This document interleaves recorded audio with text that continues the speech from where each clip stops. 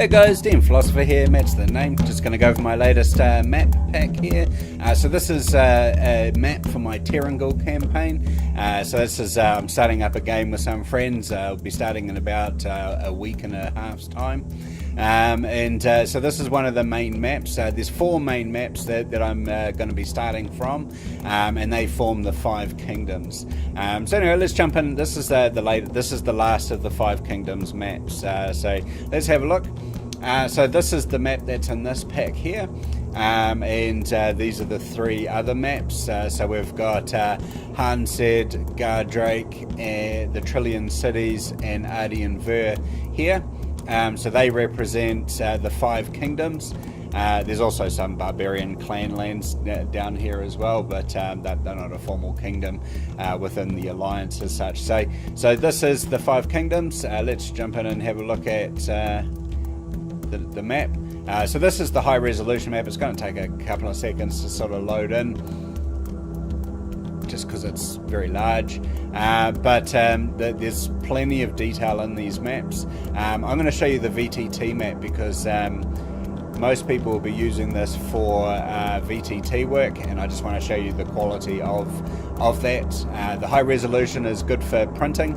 Obviously, the resolution is so good that if you print at A0 size, then you can get it down to 266 pixels per inch, which is a perfectly valid and high quality print.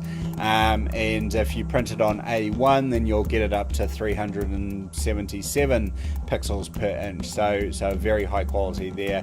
If you print it on smaller paper, you'll still get the detail, but it won't, you probably won't be able to tell the high pixel quality. But even on VTT, this map is 8.5 megabytes. It'll load into the VTT bits of software and so on like that out there, and you can basically zoom right in. So if you had characters just based in this area here, then you could come in nice and tight and just black out most of the area and just show that they're based out of this village here, and then have them sort of wandering along and revealing the map. And if you do that, then there's plenty of scope for, so that little bit that I zoomed into here was just this bit here. So you can see that the hexes in this map are 24 miles, so that's a good way of keeping track of the scale of things. It's over 1 million square miles, this map, and it's quite a complex map.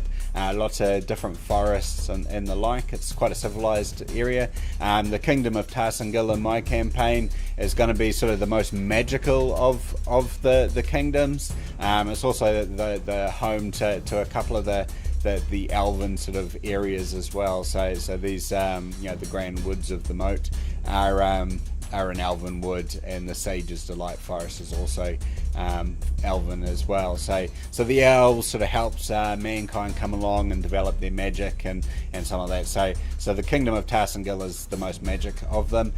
Looking at the map, beyond this way to the east, it's all ocean. It's ocean for probably another 3 or 4 of these maps.